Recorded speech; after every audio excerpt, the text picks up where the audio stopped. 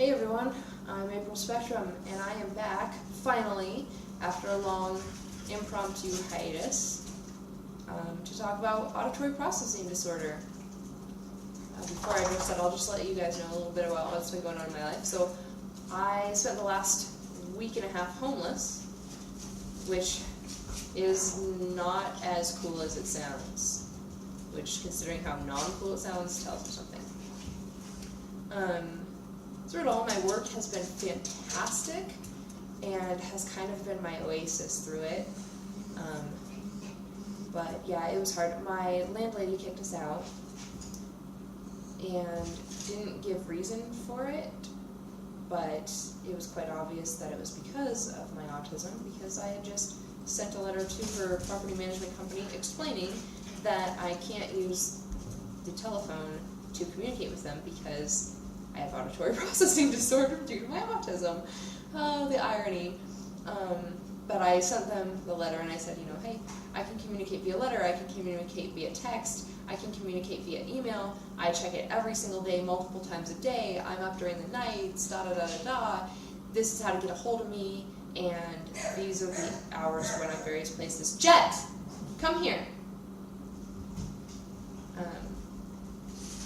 And their response was, you have until the end of the month to pack your shit. So, no barking, that's rude.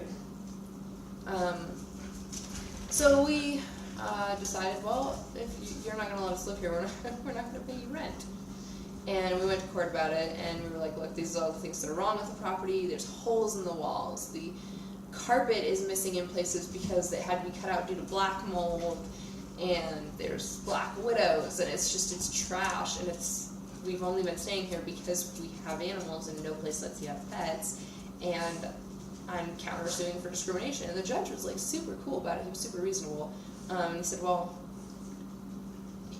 you do need to leave because of if you're not paying rent, and then we can determine whether or not you owed for or not. But your suit's definitely going to be considered. Set us a court date. So I have court in a couple weeks about the discrimination. And I've learned if you're going to not pay rent, you actually have to go to court about that before you withhold the rent.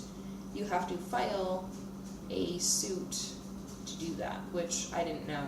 But hopefully it'll work out. The judge seems really reasonable, and nobody flipped out about me having my service dog in the courtroom, which is cool. Usually because she's small, people flip out and think she's a fake service dog, because apparently service dogs have to be huge in order to be real. I don't really understand that, but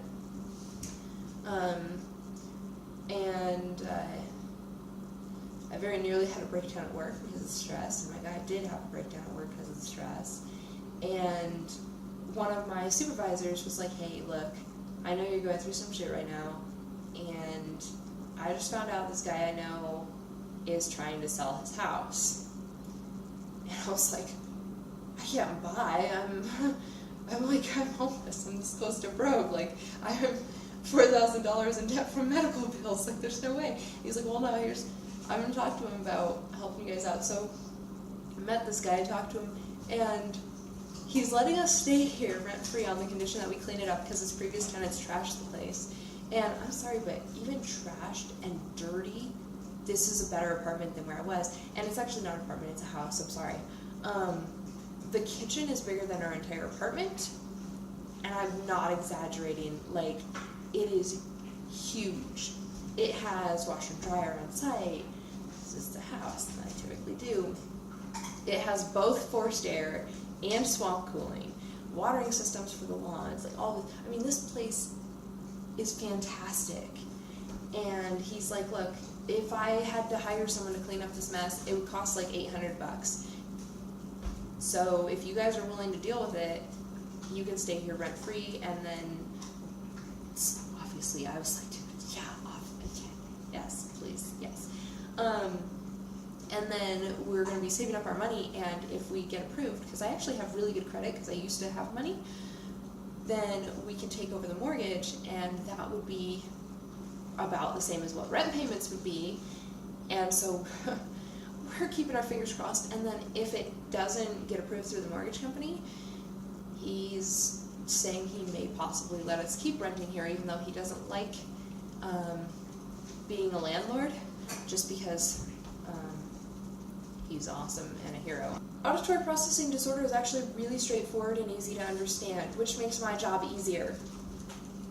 Basically what happens to any human brain is ambient sound in the air comes in through the ears, and your brain goes, what is this? Well, this is not important, I'll throw it away. This matters, I'll hang on to it. This is not important, I throw it away. And then it takes that stuff that matters and goes, what does this mean? This sound means that the dog wants to go outside and go pee. Okay, cool. This sound means that my friend's calling my phone and I should answer it. This sound means the TV is on and I'm watching Big Bang Theory, and so on and so forth. So you go through that process and you make sense of the world, and for the most part your brain does this subconsciously and you don't even have to think about it. And sometimes your brain messes up and you'll hear lyrics wrong. I looked up a bunch of misheard lyrics to see what were ones that people would identify with, because the music I listen to really isn't that mainstream. And I think the one that cracked me up the most is, you know that Sir Mix-a-Lot song? You know the one I mean. Oh my god, would you look at her butt? It is like so big and it sticks out so far. Well, apparently a lot of people mishear the next line as being, I like big bugs in a can of limes. Which is funny. When you hear sound and go through that, you do it subconsciously, and when you make a mistake, you do it subconsciously. My brain's a little different, and to help you get an idea of what my life is like, I've written down some Mad Gabs. If you've never played Mad Gab, you should. How the game is played is you're given a series of nonsense words. They're real words that just don't make sense together. And you're supposed to find the word or phrase that they actually mean by repeating them over and over until it makes sense. So I'm going to go ahead and give you the words, and then I'll have you pause the video and try to solve it, and then when you think you have it, go ahead and come back to the video and I'll tell you what it is. So the first clue is arrow, pick, sins, truck, tour. I'm going to say it again.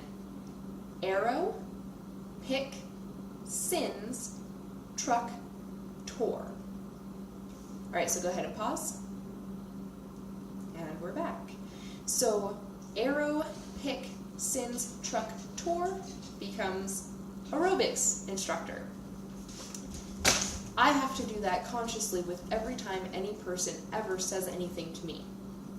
I have to take the sounds and I have to sort them into words. And I'm pretty mostly okay at it as long as I have context to go with.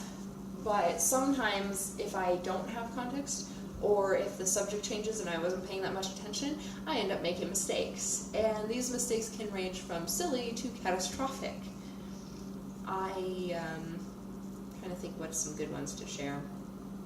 Okay, here's a funny one. I was at work and people were talking about different TV shows they like. And I was talking about how I love Person of Interest. I love that show, I enjoy it, Finch is adorable as a character and I identify with him a lot. Anyways, someone says to me, oh, I know this show you would like because I watched it because I watched House of Cards, and it said I would also like Person of Interest, and if you like Person of Interest, you'll probably like Bridget Spice. And I was like, Bridget Spice? Is that like Veronica Mars? And they were like, what? Bridge of Spies. Yeah, so that was funny. So a lot of the things that were tried early on, like back when this first became a thing in like the 80s or 90s, were like hearing aids, which didn't help. But there are things that do help, and they actually, if you can catch it early enough, like before the kid is 10, I believe, is what their kind of guesstimate cutoff is, you can see it almost completely eliminated through specific therapies, which are basically just training you to decipher sounds right, which is super cool, and I wish I'd had that as a kid. For the rest of us who didn't get rescued from it, I suppose. There are a lot of daily interventions you can do that make it a lot easier. One that I use is I ask people, can you say it slower? Also, if there's background sound, even if it's not something other people would consider loud, if it's something that's loud for me, it's really simple for me to just say, you know what, I'm having trouble hearing you over this background noise, give me a minute. Being able to communicate via text is a godsend. It makes my life easier because I don't have to use the telephone like a phone, which is good because I can't understand people over the phone most of the time. And I have a hard time recognizing voices, and everybody who calls me goes, "It's me!" Okay, me. Hi. I don't know who you are from that. It's also great because it gives me the chance to look at a message, make sense of it, determine what I'm going to say and say it back in an organized fashion instead of just kind of spewing at people. And it gives me the opportunity to wait on things.